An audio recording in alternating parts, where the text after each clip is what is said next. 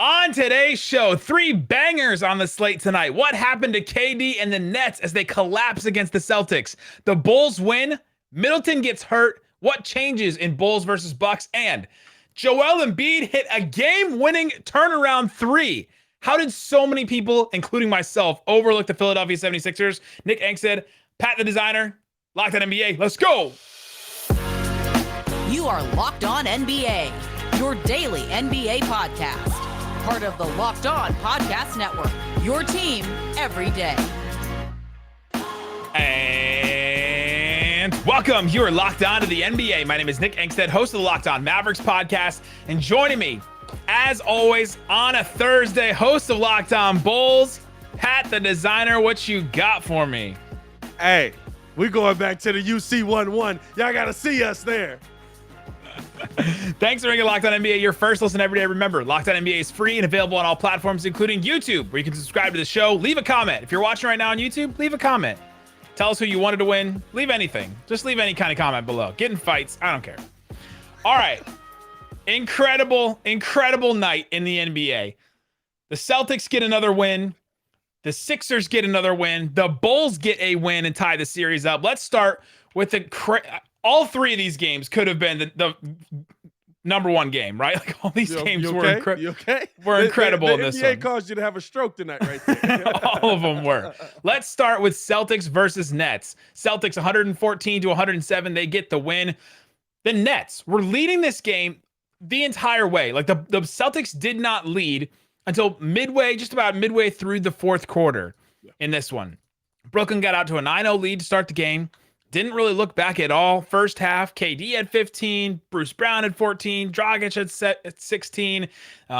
They are up by 10 at halftime. They were feeling good. It's like, all right, the Nets came back. The Nets decided to, all right, we got the game winner from Tatum in game 1, and now we're going to come back and play our game and play the way that everybody feared.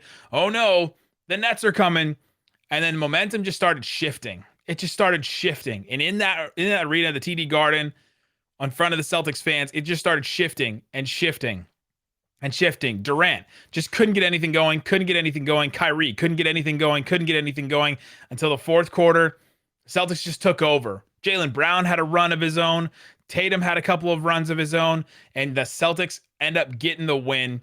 An incredible win for them, actually, if you start to look at it and you just look at the way that they did it. It felt like the Suns this year. The Suns have been doing that to teams. I've been calling it a sunburn, when they just let the other team win like lead the entire game. Yeah, in the fourth quarter, they just take over. How did the Boston Celtics pull this off? Listen, for me, you guys, if you listen to us over on Locked On Bulls, or if you listen to us on the Windy City Breeze, there's nothing like good defense. The fact that these guys have been allowed to play as physical as they have. Jaylen Brown has been key. Jayson Tatum has been key to causing so many issues to what the Brooklyn Nets want to do, and especially with Kyrie Irving. I gotta take my hat off to the man Marcus Smart. He didn't have a crazy great shooting night tonight, but man, he ends up being everywhere, doesn't he? He ends up with what I see. He ended up with the defensive player of the year. Defensive player of the year. Hey, listen, and you know what? I give him credit, right? I give him credit because he came out of that game 1, get 39 put on his head, and then wins defensive player of the year. I was like, really, dog? He was like, hold my beer. Let me show you what I do.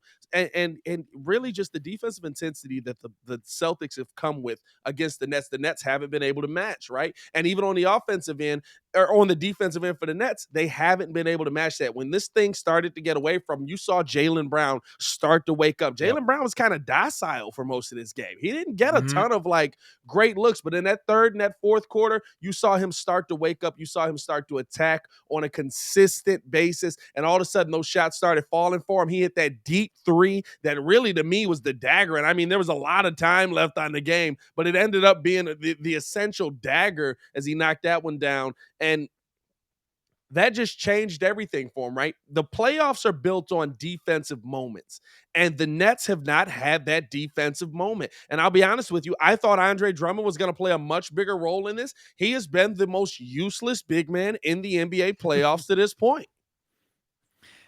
It's hard for them to put him in situations to like to maximize his use, right? They're like, Yeah. all right, get out there and get some boards. 4 boards in this game. Yeah. Like he's just not getting stuff done that you need him to get done. But to your point about the defense, Kevin Durant, 4 of 17 from the field. Yeah. Right now in these playoffs, through 2 games, he's shooting 31% from the field. He's basically making 6 out of every 20 shots he takes. Insane. I know what that looks like. I do that on my own outside. Kyrie Irving in this game, 4 of 13 from the field. Like those guys just did not have it shooting the ball. And what happened was you started to see that the Celtics were so physical with him. Just so anytime they did the montage, on TNT where they're like, watch every time Kevin Durant like crosses half court, he's getting bumped, he's getting pushed, he's getting 2 guys running at him at the same time. And this Celtics team is just linebackers, right? Like you know how the NFL used to just be huge guys up front and then like kind of huge guys as linebackers and then small guys as safeties. And now it's just like dudes that are the same size all over the place. Big safeties, like linebackers that are big but also fast, and then these fast, like big, defensive tackles and edge rushers. That's what the Celtics have. They have, Grant Williams. That guy plays defensive end for somebody. He's an edge rusher for somebody. Tatum is big. Horford is big. Tice is big. Marcus Smart is big. Like all these guys, they just start hitting them and they just start bumping them. They get him off balance, and they've really gotten into him these first couple of games, and it's really taken him out of the game. And Kyrie, too. All that stuff in game 1 where he saw him do the theatrics, where he dribbles around all the time, and then all of a sudden he throws up a shot. That stuff wasn't going in this game. Yeah. And it's weird, right? Because, like, first off, you got to give credit. Like you mentioned, Grant Williams absolutely had himself a day. 17.6 rebounds, 4 for 4 from the field, 6 for 6 from the free throw line, 3 for 3 from the 3-point line. That's called having yourself a day. Also added 2 blocks to that and got himself involved on the defensive end, getting involved in that, right? Like the defense on this Celtics team seems contagious. And the biggest question that you have to ask in it, right? And are they going to be allowed to continue to play like this in the series? Because as you see it, right, like, listen, I love the physical play. I love when you see guys play physical. The Celtics series seems like it's been called pretty evenly through these first 2 games. Like, it doesn't seem like there's been that call where you're like, wow, like, okay, that was the Kevin Durant call right there. Even though Kevin Durant did get 20 free throws in 30 free throws for each team, though, right? So you look at it and you're like, well. So, like, do you feel like this will be called this way? And if it isn't called this way as you head to Brooklyn, does that change the series as a whole? Oh yeah, this series is like one Scott Foster game. Like CP3 can attest, right? This is like one Scott Foster game or a Tony Brothers game away from completely flipping, and all of a sudden the Nets just look unbeatable because the Celtics can't be as physical with them, and they're just going to get everybody in foul trouble in this game. Even though they did have guys in foul trouble in this game. Horford fouled out. Tice had 5 fouls. Like they were still calling fouls on him, but I think that will change. But the other thing is that the Celtics are just not allowing the Nets to get anywhere close to the rim. Yeah. And they're also running them off the 3-point line too. The Nets took 21 threes in this game. Durant took 2 threes. Curry only took 6 threes. Kyrie took 1 3 and missed it. And Patty Mills, 3 threes. They're running them off the 3-point line. They're keeping them away from the basket. And they took 34 of their shots, or they took 53% of their shots from the mid-range. Yeah. 34% of those shots of all their shots were from the long mid-range. That's like the worst shots you can take, unless you're DeMar DeRozan. We'll talk about him a little bit later. But those are the worst type of shots you can get, and those are from cleaning the glass. It was like in the 100th percentile of how many long mid-range shots they took. And those shots just weren't going down for him because they were, the Celtics were getting so physical with them. And Kevin Durant and Kyrie Irving didn't have a good game at all in this one. ESPN stats and info said that the second half for Kevin Durant, he went 0 for 10 from the field. He had 5 turnovers. He was a -20. It's the most field goal attempts without a single make in any half in Kevin Durant's career, regular season or postseason. The most field goal attempts without a single make. That's the worst half of Kevin Durant's shooting career. Like that is insane. That's insane. But it I mean, you saw it. Like you could physically see it. You could tell like, he doesn't have it going. And the biggest thing is, like you said, they ran him off the 3-point line, but we thought not having Time Lord was going to play such a huge part. Imagine if they did.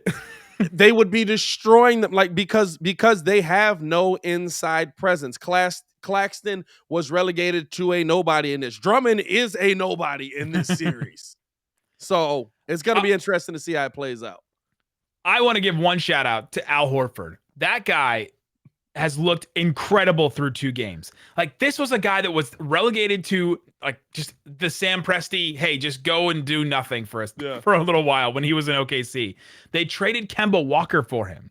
And now he's like this so important player in this series. And he looks incredible the way that he's playing. I mean, he had 16 points, 6 boards, 2 assists, 2 steals, and a block in this game. He looked so incredibly important in this series. Right. And especially with Time Lord down, he has such a bigger role, and it's wild to see how good he's been. Maybe every older player should just take like a half a year off with the Thunder. Like, just go hang out in OKC, not do anything, and just take a year off of the knees. You're kicking it with the young guys. You take some time off of the knees. It's like going down to Florida for the summer, man. I'm all for it. Kyrie Irving should get some blame for this game as well. Full team win by the Celtics. Kyrie Irving gets blamed for the Nets too, because Kyrie Irving finished 4 of 13 from the field. He had 8 boards, only 1 assist. He didn't have it going either. And when KD and Kyrie don't have it going, it's wild how close this game was actually, if you think about it that way. Yeah. And the biggest thing there is like when Kyrie doesn't have it going right, you see a lot of the, okay, I'm going to dribble for a lot of this shot clock and I'm going to see if Kevin can bail us out. Yeah. And that's what we saw kind of going down. I mean, what was it? It ended up being a 4-minute, 30-second stretch where they didn't score a bucket. And the coming down the stretch? Fourth quarter, this is the run that won the game for the Celtics. Fourth quarter, 11 minutes and 28 seconds. So like the beginning of the fourth quarter. Yeah. The Boston was down 85-93. So the Nets had 93 points. At the 4-minute mark of the fourth quarter, Boston had 101 points, and the Nets had 94 points. They had scored 1 point on a free throw from the 11-minute, 30-second mark to the 4-minute mark in the fourth quarter. Like that is just ice cold and absolutely getting relegated to a 16-1 run for the Celtics. Incredible win for the Celtics. Incredible team win. They go now to Brooklyn. Oh, and if things change, it's gonna be from the ref standpoint, I think. For sure, it's gonna be interesting to see because they are beating. I'm not gonna lie to you. You watch some of them play, and you're like, oh, you could have called a foul there. Coming up, the Bulls. The Bulls get a win against the Milwaukee Bucks. Khris Middleton goes down. What changes for the series now? We'll talk about that and more coming up. But before we do, let me tell you about Bet Online. It's the best place to go check out the best odds, betting stats, sports info. Check it all out on Bet Online. They have the series info right now. Ooh, the Dallas Mavericks plus 200 against the Jazz. Jazz now minus 240. Is that Luka's music? Is that Luka's music coming back? Do we hear Luka's music? That line has gone down for sure. Well, the line that has gone way up. The Warriors are now minus 1,800 favorite against the Nuggets.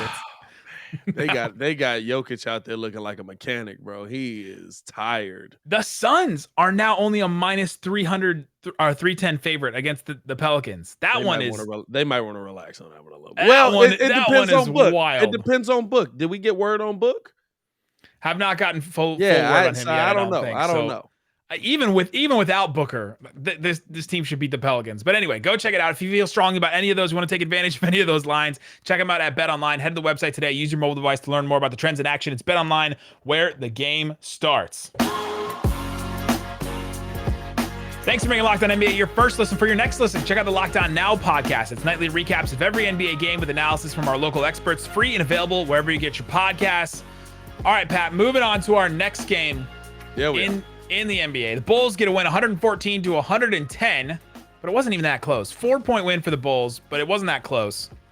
Bulls get out to a 9-0 run to start the game. And it felt like the Bulls kind of had the Bucks number there for a minute.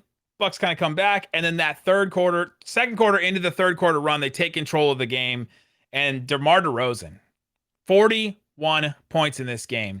Not one of them from three. Nope. He was just absolutely dealing in the mid-range. He was 10 of 17 from 19 to 15 feet on the floor. Absolutely dealing. All those shots I said that Kyrie Irving and Durant missed in their game, DeRozan hit all of them in his game. The big story in this one, though, Khris Middleton goes out of the game with an MCL sprain with about 6 minutes and 50 seconds left in the game. He like going for kind of a post up, slides, his feet kind of slide out from under him. Coach Bud afterwards tells reporter that it's a MCL sprain. He's going to have an MRI on Thursday, so tomorrow if you're listening to this, and that is huge for this series. Yeah, I mean it's a game changer. Listen, I'm not the Khris Middleton, hey, you should get the 5 million guy. Like I'm always the guy that's like, I'd have never paid him that much money. But it's not because he can't play basketball. It's because he's a little inconsistent. You get a game like you get in game 1 where he has like 11 points. And then in game 2, you saw him start to wake up the beast, right? Like he came into the second half with 5 points. And then you saw quickly 13 points get put on the board. And you're like, wait a minute, hold on. He's got 18. This that guy third quarter run, the Bucks had a third quarter run that cut the lead under 5. Yeah. At the end of the third quarter. And it was a lot because of Middleton. It was all because of Middleton, and he's so key to what the Bucks do, not only offensively but also defensively. You saw things open up a little bit more. Also, no Bobby Portis in that situation where he got hit in the eye. Prayers up to him, and hopefully he's okay because he went down. I thought he was like seriously hurt. I thought he got knocked out on that one, but Bobby Portis goes out with 5 seconds left in the first quarter, goes back to the locker room. They say it's a scratch over his eye, and he comes back to the bench in the second quarter, but he never returned to the game. Just a weird injury situation. But both of these guys potentially being out matters. Well, and you saw how much they fight when Bobby came in the play before, goes to dunk on Tristan, doesn't get the dunk, gets a foul call, immediately goes to the fans. He's like, let's go. Come on. He's like, what? What? Like, you got a foul. He leads the league in walking into the fans, like walking past the basket. Yeah, for sure. Oh, for sure. He's got to. But the big thing, for me heading into this game 3 is that not so much that those guys aren't there, but now that defensively you can key in on Jrue Holiday, you can key in on Wes Matthews, guys who listen. I might have had to sag off of a Wes Matthews trying to cover Khris Middleton, trying to do things well defensively, which the Bulls have played excellent defense in both games in this series, and they've really done a good job against the Bucks. Sometimes Giannis is just unstoppable, though. Caruso, man, that guy made such an impact in this game, and you sometimes you wonder, how much can one defender make an impact on a team? And then you see like Alex Caruso come back in the lineup in these 2 playoff games, and you just see what he does and just the extra possessions he gets. He finished with 2 steals, 2 blocks. It just felt like so much more deflections. It felt like he was getting guys into it more, telling people where to go, like calling out assignments and things like that. Caruso is just so crucial for this team. He also had 10 assists in this game, setting guys up as well. Man, huge impact, and honestly, like kind of outplayed Middleton, or kind of outplayed Jrue Holiday, which is not something that the Bucks need. Well, you know what? And he does a good job defensively on Jrue Holiday, which is why he got the nod at the starter. I love Ayo Dosunmu. I think Ayo Dosunmu is going to be a really good player in this NBA. I think he could be a Jrue Holiday type of player. But Jrue Holiday be cooking Ayo, and you saw it in his limited time in this game. It was instantly like, oh, Drew's getting buckets again. Let's get Caruso back in there. So, like, that makes such a difference. The switching that comes into play when Caruso's on the floor, you can't just switch him on to Giannis and think, oh, yeah, that's a done deal. He's going to go down there and get a bucket. There's a lot of times you have Giannis pick that ball up and kick it back out because Caruso's playing really good defense. You can't say enough about Alex Caruso, and his action at the bucket gets so much stuff started. You see him get the ball out to Zach LaVine, getting it back to DeMar DeRozan, and the fact that he's drawing his man with him, all of a sudden DeMar, now he's got a one-on-one. Now sometimes a one-on-one with Giannis closing out in his face. I don't want you taking those shots too often, but when it's falling down, keep shooting that thing, my boy. I got nothing to say about it. You talk about Giannis. Giannis finished this game 33 points, 18 boards, 9 assists, 2 blocks. He was 11 of 18 from the free throw line, getting booed by some Bulls fans there in the arena. It happens. He missed, keep it respectful. He missed every single shot outside of 5 feet. Anything that was not literally at the rim, he missed in this game, and I think that's a huge thing for this Bucks team. Him adding that mid-range shot this year has been huge for his game. It's added so much to him. It's added so much to this offense, and when he can't hit stuff outside of anywhere, literally outside of the rim, honestly, it just changes that. And then when Middleton's gone, it just changes the dynamic of their offense so much that all of it relies on Giannis just penetration all the time. Yeah, and even with that, right? Like I know, listen, Giannis still had crazy numbers. I'm not saying that he came in there and clamped them, but the fact that Giannis's game is struggling to me says a lot about how P. Will is playing him in those moments, on those jump shots. I've got the length to be there. I've got the body to be there with you. I can keep up with you. Shout out to P. Will not just getting active tonight. That's what we say it on our show. When you're running around and you put up a solid 2, 2, and 2, hey, brother, you out there getting active. Getting some cardio. He wasn't getting active tonight. Had 10 points, 9 rebounds, 3 assists, 5 for 9 from the field, and did a good job defensively on Yacht. Now, he did get dunked on a couple times. I ain't gonna lie to you. He did get dunked on a couple times. But you playing Giannis, that's gonna happen. Comes with the territory. It does, unfortunately, man. So, but big shout out to him, man. And just, man, this is huge for the Bulls. The momentum has shifted to me to our side heading to the UC. And that could mean not only a game 2 win, but if you get confident enough, that could absolutely mean a game 3 win in the United Center, where the Bulls finished, I want to say 70% at home. I'd have to double check that number. I'll let you know. Here's a stat that's real. I don't know if that one was. The Bucks in the regular season with all of their guys, Giannis, Khris Middleton, Jrue Holiday, all 3 of those guys together, they went 37-10. Incredible record with those guys. In the regular season, when one or more of those guys are out, they're 14-21 this season.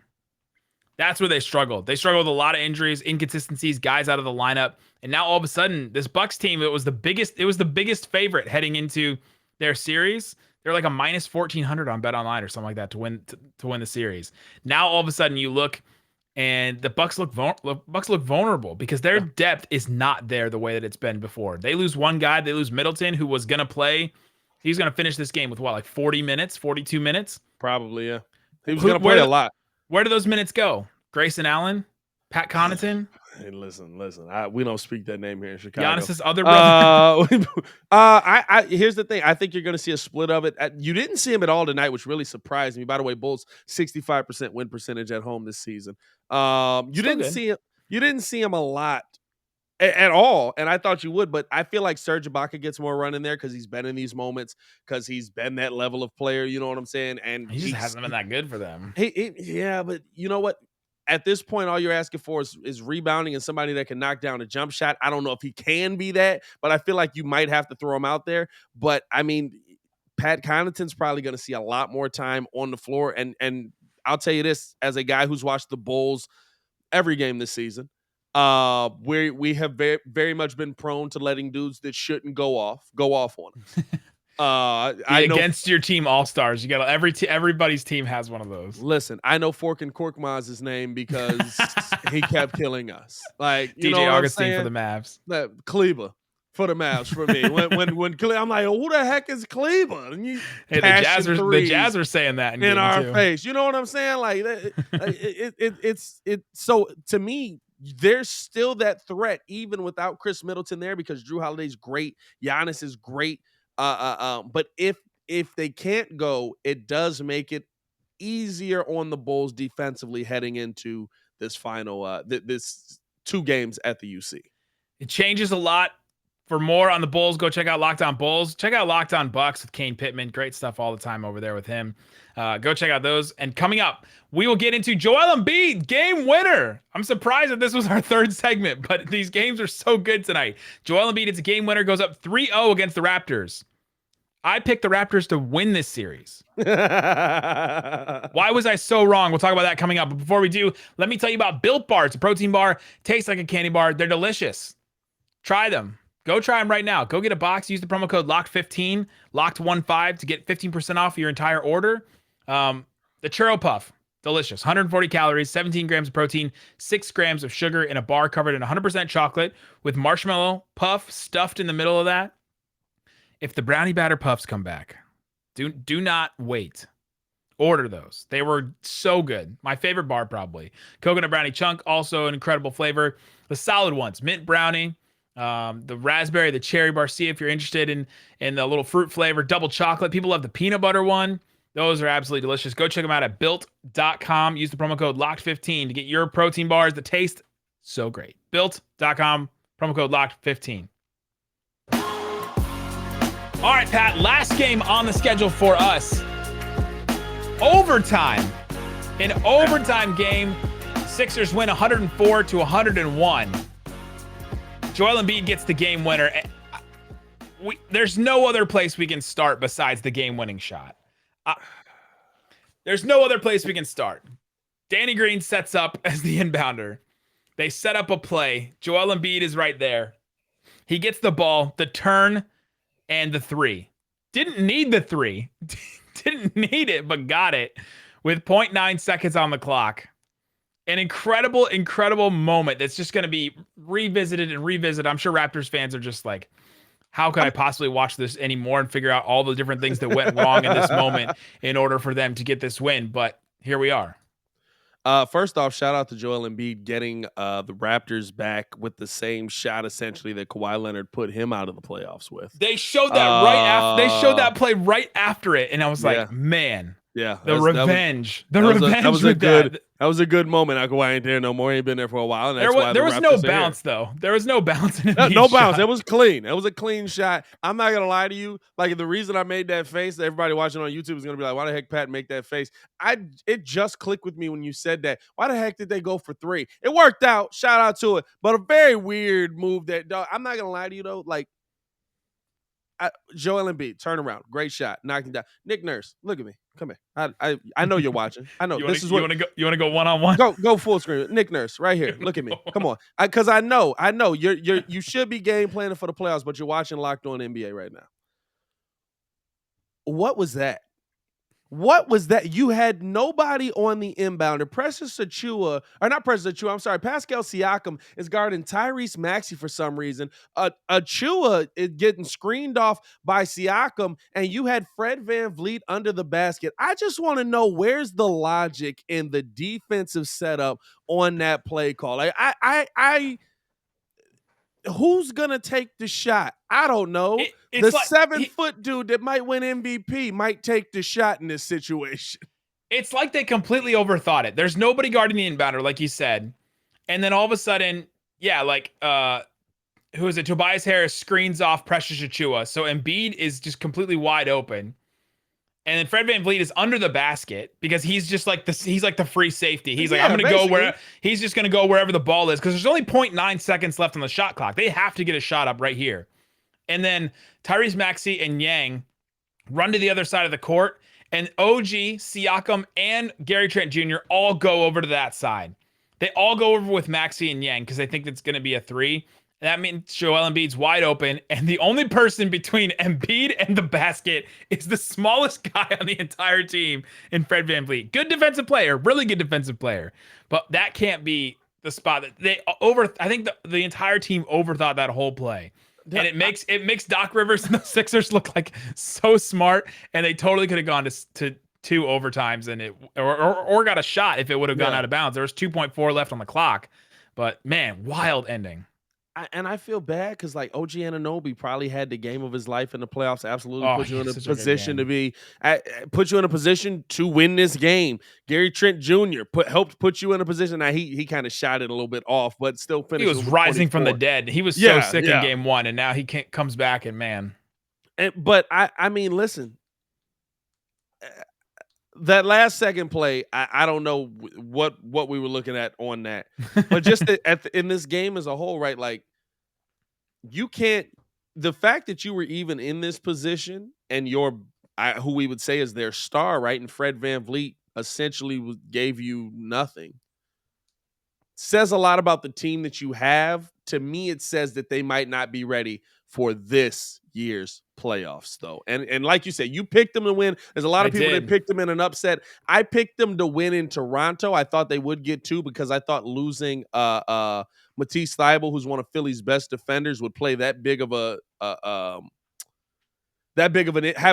impact on this game. And you saw kind of like it did have an impact. All of a sudden, like Toronto's able to get buckets. OG's going off. But the biggest thing that we saw to me in this game is that they're going to be good. They're going to be a team that you absolutely have to worry about, but they might not be at that level yet. And they probably got the worst first-round matchup they could have gotten for their situation. But the better matchup for them probably would have been who the Bulls have in the Bucks. Where we got it wrong was this Raptors team needs everybody to be playing at a certain level. And if one or two players are not playing at that level in any given game, so Siakam in this one, 6 of 16 from the field, and Tobias Harris in the last couple of moments of this game just completely took him out. Yeah. Like Siakam couldn't get set up on offense against Tobias Harris. That's not usually something that happens with Siakam, who's been so good, who actually picked as my third team All NBA this year. He's been incredible this year, but for him to be able to be taken out of the game by Tobias Harris, he's not at his highest point right now. This Raptors team to me seems like they're gassed at the end of every game because they have to play so many minutes. Yeah. Siakam, 48 minutes. OG, 40, almost 46 minutes. Gary Trent, 45 minutes. He's coming off of sickness. Van Vliet, 45 minutes. Like these guys are just playing so much. They're gassed at the end of this game. Their defense takes a lot of effort because they're trying to get the ball out of Embiid's hands. They did that really well in this game. Yeah. He only had 33. He was 12 of 20 from the floor. Only took 9 free throws.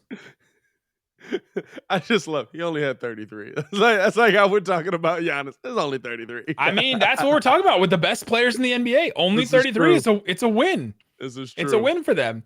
They're trying to take James Harden out of the game too. He fouls out of this game, but he had 19 points and 10 assists in this game. And then all of a sudden you're like, okay, well, now we have nothing left for against Tyrese Maxey, who's just hitting every floater. He had 19 points, and he's been huge in this series. But my point is the Raptors defense takes so much effort. Then all of a sudden on offense, their offense takes a ton of effort because you have to go against Joel Embiid. Yeah. And they just have nothing left for the end of some of these games because that's where they went and won. The Raptors had this game for a while. The Sixers didn't lead.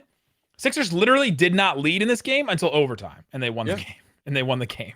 100, and that's the big thing about it, right? Like that's the difference in having that guy. Like all of a sudden you saw, and like you said, a lot of effort into their defense. It takes a lot of energy, and you saw that's how Philly just started slowly chipping away. Like it was a slow chip, probably from halftime on to get back into this game, and then finally once they were back in, it was like, well. It's just to bounce the ball at that point. We got Joel, you don't. Like that. Right. What does it come down to? The dude that's probably gonna win MVP, he plays for us. You got Fred VanVleet.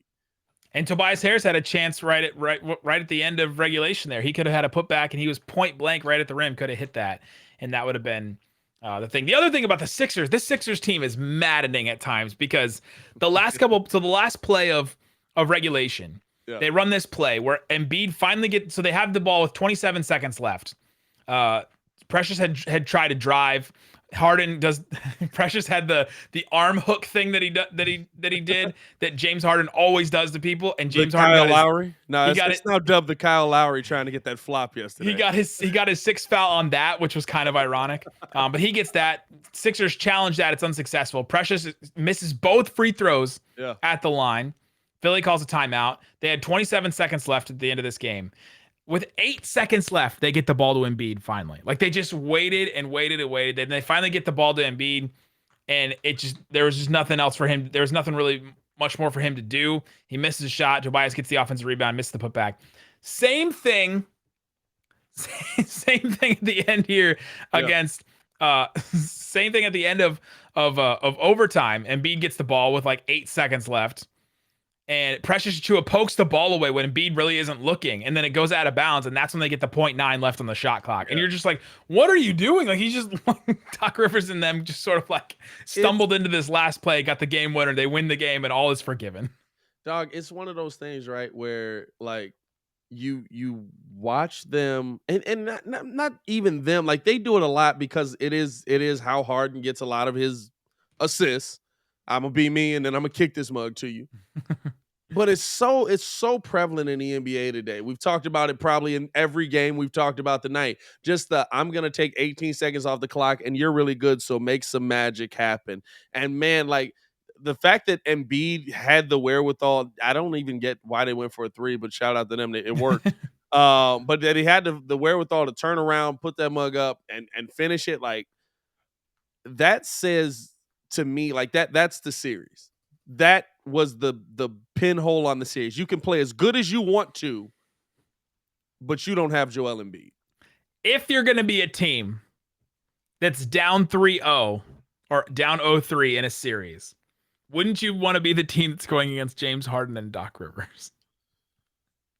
Nah, because 3-0, they pretty good at 3-1. 3-1 I need. You know what I'm saying? 3-1 I need. I'm just saying. 3-1 I need. It's never happened before. What is it, like 0 and 142, something like that? I saw somebody tweeting out those stats. Never happened before, yeah. It's never happened before, but if it was going to happen against somebody, wouldn't it be a Doc Rivers coach team? And potentially James Harden. First off, Doc shout out to Proviso, man. Doc went to Proviso. He's Chicago through and through when he wanted to be, man. So I'm not. Doc got some bad losses on his hands. I'm not allowed to be. He's got some bad 3-1 on his hands. This Sixers team has been so good in areas I just didn't think that they were going to be good in. The Raptors team has been bad in areas I thought they were going to be good in. Sixers are dominating this series, at least through the first 2 games they were. Yeah. And then this one, they find a way to get another win. Looks like they're heading towards, I don't know. Do they get one? Do the Raptors get one? Probably. But I don't think so. I think this series is over. This series is over. I think he told Drake at the end of the game. He shot that shot right in front of Drake. And looked him dead in his face. And he was like, hey, you going to be here for the turned around game? And said, he used to call me on myself. Hey, he looked around at him and he said, best I ever had. Hey, Joel Embiid said that was the best game winner he's ever had in his life. That's has to be. I mean, what else? Other shot. Playoffs. Joel Embiid, he's never had one in the playoffs. Joel Embiid also had this shot. When was it? He had this. Joel Embiid had this turnaround with 2 minutes and 36 seconds left in overtime. He had this shot where he's facing the rim. He gets the ball. He does like a 360. He doesn't just do a turnaround from like 180. He turns all the way around 360 fadeaway and hits the shot. And you just go, who is this guy? Yeah. Who is this person that can MVP? Is the biggest dude in the league and can also hit this shot and also hit the 3-point shot? Man, I'm not doing the MVP conversation. It's over. It's already been decided. The votes are already in. It's over. Stop the count. The MVP is over. He's probably gonna win it. Jokic definitely has a case. Jokic is gonna win it. He has probably the best case. I feel like if Jokic doesn't win it, there's I already think there's something wrong with the voting process. That's a story for another day. But anyway, yeah. But man, Joel's got a case here too. Incredible night in the NBA. Go listen to Locked On Bulls with Hayes and Pat the Designer. Go listen to Locked On Mavs. We did a crossover with David Locke for the Jazz Mavs series. That's taking years off my life. Go check out those shows. Thanks for making Locked On NBA your first listen, guys. Thanks so much for listening to Locked On NBA. Peace out. Boom.